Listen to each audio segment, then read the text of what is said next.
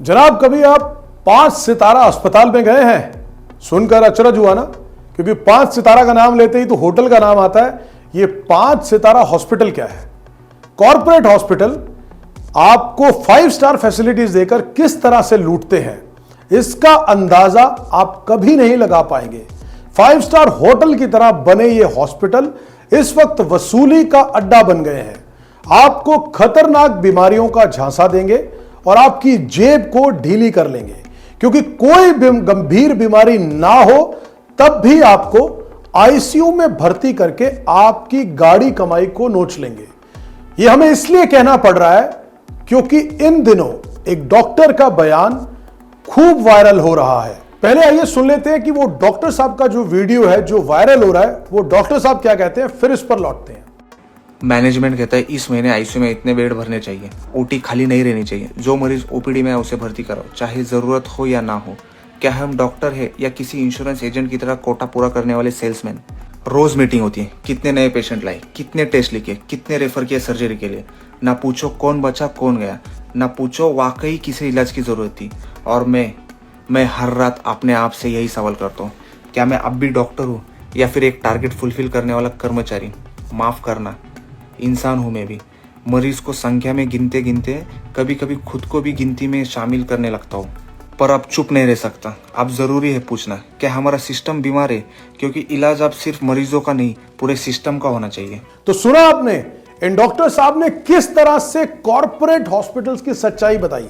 ये आजकल के कॉर्पोरेट हॉस्पिटल की हकीकत ही है। यह बयान सिर्फ एक डॉक्टर का दर्द नहीं, बल्कि पूरी स्वास्थ्य व्यवस्था की उस गहरी बीमारी की ओर इशारा करता है जो आजकल कॉर्पोरेट अस्पतालों में पनप रही है। इस डॉक्टर ने जो सवाल उठाए हैं वह सिर्फ व्यक्तिगत पीड़ा नहीं है, बल्कि एक सिस्टम की पोल खोलते हैं जो मुनाफे की अंधी दौड़ में इंसानियत और डॉक्टर जैसे पेशे की गरिमा को भी रौंद देता है। कहा जाता है कि डॉक्टर भगवान होते हैं। लोग तो हॉस्पिटल को भी भगवान का मंदिर मानते हैं, लेकिन जब यही मंदिर लूटने का अड्डा बन जाए तो हमें सवाल उठाना ही पड़ेगा, क्योंकि मौजूदा वक्त में हर किसी को कोई ना कोई परेशानी या कोई बीमारी है। क्योंकि सरकारी अस्पतालों के अंदर सीमित सुविधाओं का, या यूं कहें कि सभी का इलाज वहां संभव नहीं होता। घंटों में लाइन लगानी पड़ती है, पर्ची कटवानी पड़ती है, फिर उसके बाद डॉक्टर की अपॉइंटमेंट के लिए संघर्ष करना पड़ता है। इन सभी मुश्किलों को पार करके अगर कोई अपॉइंटमेंट सरकारी अस्पताल में ले भी लेता है तो फिर डॉक्टर के पास लंबी लंबी लाइनें होती है, वहां भी अपनी बारी का इंतजार करना पड़ता है। तो आप सोचिए, किसी मरीज को अगर कोई गंभीर बीमारी है तो वह अपनी बारी के इंतजार में ही हो सकता है कि इस दुनिया को अलविदा कह दे। इन्हीं समस्या की वजह से कुछ लोग प्राइवेट अस्पतालों की ओर रुख करते हैं, लेकिन आपको कुछ प्राइवेट अस्पतालों की हकीकत ये है कि वो अपनी बीमारी नहीं देखते, आपका बैंक बैलेंस देखते हैं। और अगर एक बार आप उनके चंगुल में फंसे तो आपकी बीमारी के आपकी मौत हो ना हो, लेकिन बैंक बैलेंस जरूर आपका खत्म हो जाएगा। और आजकल की यही हकीकत है।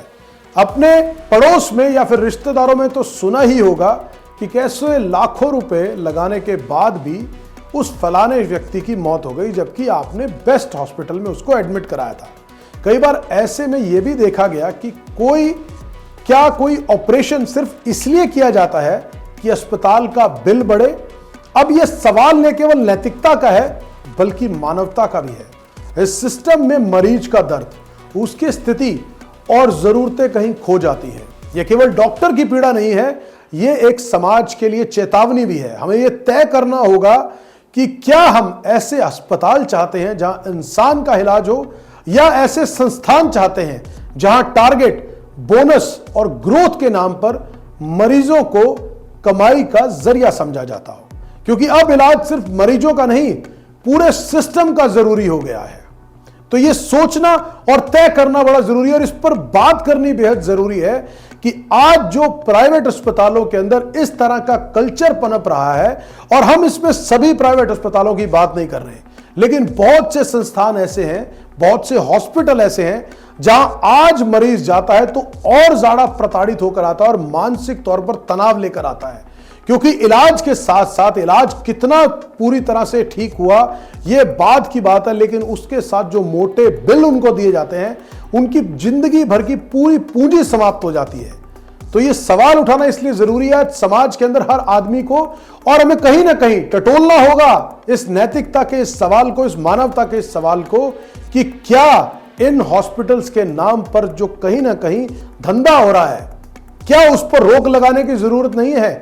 और अगर रोक लगाएगा तो कौन रोक लगाएगा? क्या सरकार इस पर रोक लगाएगी, क्या प्रशासन, या ये बेलगाम यूं ही चलते रहेंगे और टारगेट्स और बोनस के नाम पर डॉक्टर से भी अस्पताल वाले, प्राइवेट अस्पताल ओनर धंधा करवाएंगे? तो बड़ी चिंताजनक बात है कि आज एक मरीज, एक परिवार जो अपने पेशेंट को दुख और दर्द को दूर करवाने के लिए अस्पताल में जाता है, तो उनके साथ इस तरह का एक फर्जी वाड़ा किया जाता है कि जिससे अपनी पूरी जिंदगी की वो पूंजी गंवा बैठते हैं। तो वे चिंता के साथ इस आज सवाल को उठाया है। देखने वाली बात होगी कि आने वाले समय पर इस पर किस तरह से रोक लगाई जाएगी।